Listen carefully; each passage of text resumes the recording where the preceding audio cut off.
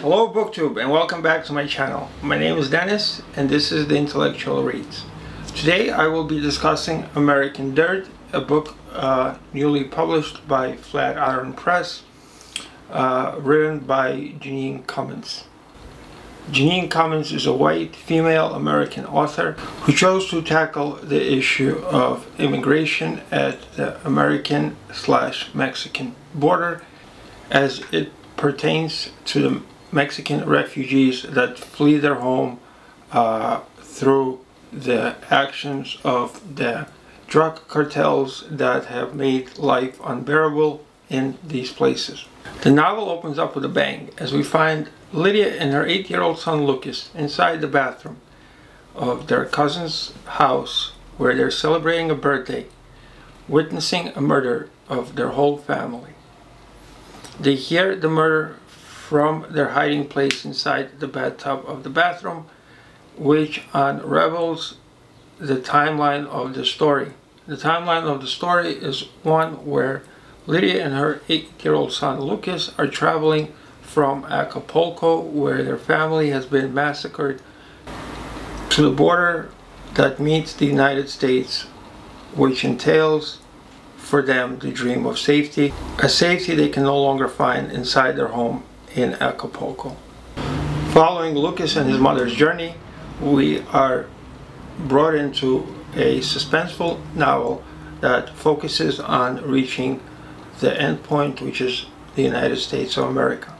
Throughout their story that is full of dangers and other hardships, we are also gifted multiple different reflections that help put into focus the reasoning behind the massacre of their family, as well as give us a better portrayal of the climate that is found inside of Mexico, being overrun by these notorious and infamous drug cartels, which have way more power than the authorities do, and therefore the authorities can no longer ensure the safetiness of our characters inside their city, Acapulco. The commonality between all the characters found within this story is the fact that before trouble has struck them, they were well-off families. Lydia was a bookshop owner, her husband was a journalist, many other people that we meet that are also migrating are PhD student. Another character that we meet is a wealthy woman that has been expelled from the States and now is trying to return for her daughter who still lives there and is a citizen. These type of characters make this story very reachable and relatable to the American public, who it was published for and written for. And hence, it familiarizes the American public through relatable characters of the situation that is going on in Mexico and the broader aspect of a life there, always living on the edge and sometimes falling off, running for cover and trying to jeopardize your whole lifestyle just to find safety yet again.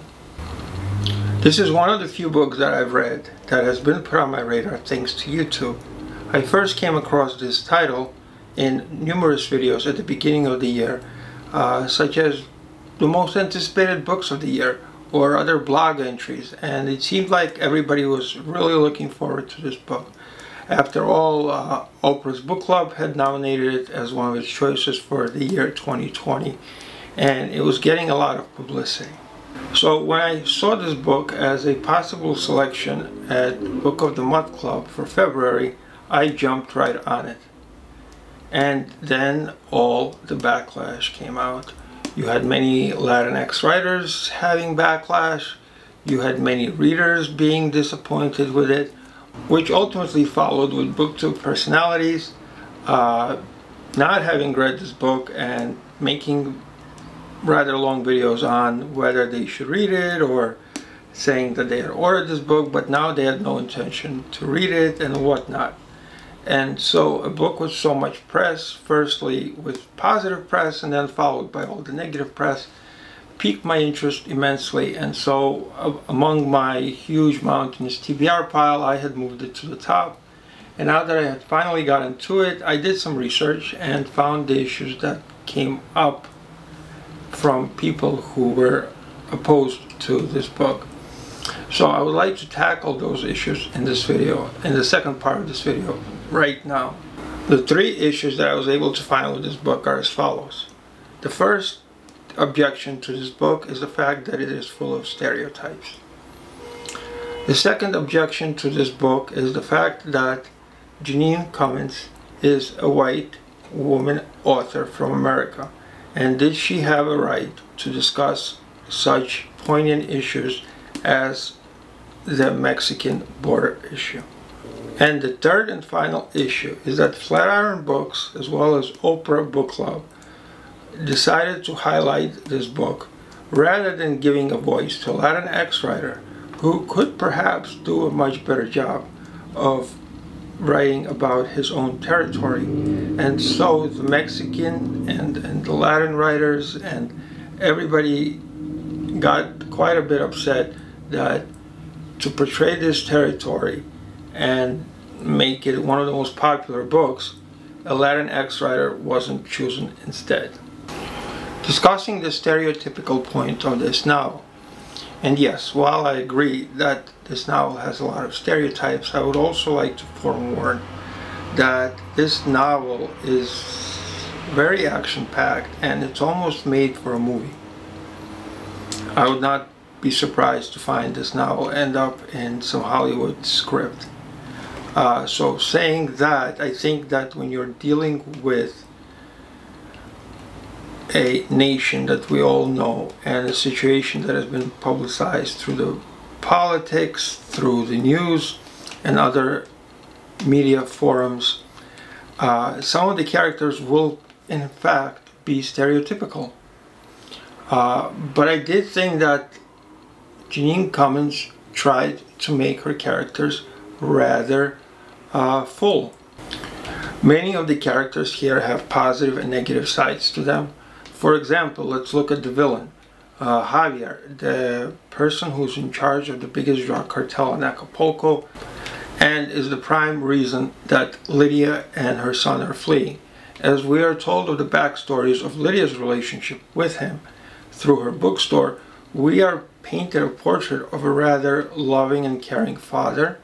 We are painted a portrait of a person who is well read, a person who has a soul and practices in poetry, and all these aspects of the drug cartel leader just oppose our perception of what a drug lord is. And numerous examples of this can be found where her characters are rather multidimensional. So I don't know how stereotypical this novel is, other than the fact that, you know, the major points that it's dealing with are points that are pretty evident to us. The second issue that I found with this book is Jeanine Cummins herself and her ethnic background. Being a white woman, a lot of Latinx writers and critics found it problemsome that their territory and their homeland was chosen to be portrayed by this woman rather than given the platform to a Latinx writer. And I would say that it's dangerous.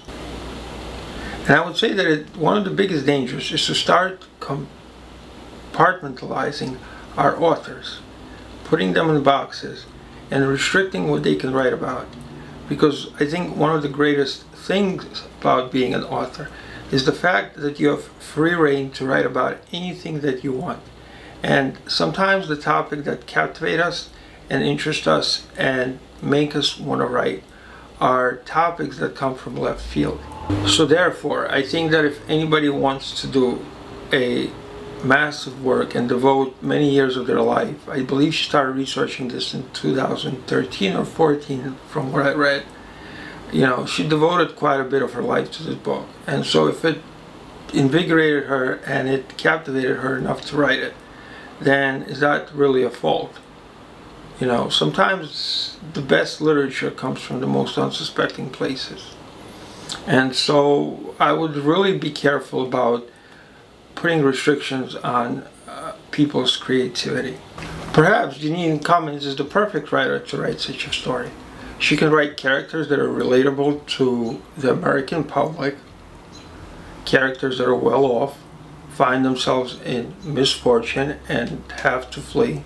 And if her work is captivating enough, such as it is, due to the high marks on Goodreads, I believe this is rated at 4.3 stars, then this book can pave the bridge to the public being interested enough in this topic and discovering the other writers that are more attuned to it, such as Latinx writers, and perhaps this book will pave the platform for their works to be published in the future. And this leads me to the third issue that I discovered, which is that Oprah, as well as Flatiron Books, should have given this platform to a Latinx writer.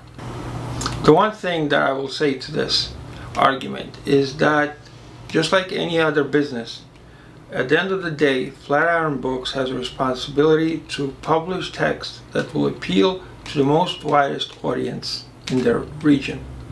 And perhaps them, as well as Oprah, thought that because this book was written from an author who lives in America and knows the American perspective and made it relatable to the American public, perhaps this book had a better shot to captivate an audience that was nurtured and brought up in America.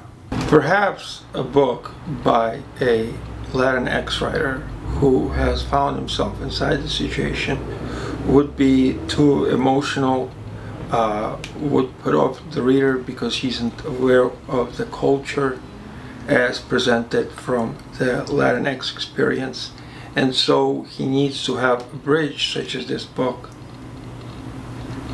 And afterwards, the onus is put on the reader himself and the public and the hundreds and thousands of people who have read this book to search further and discover those writers we would love to see get a bigger platform. And through that, I think we can achieve what we want to achieve. So perhaps it would be better to make videos and other stuff that can take a reader like this and say, yes, I know majority of the people love this book, but if you want to delve into this topic further, here are some other readers that you should read. And from there, from the positive aspect of our industry, we can incite readers to read more books by the same authors we would like to get more recognition. Now, that's not to say that this book doesn't have any faults.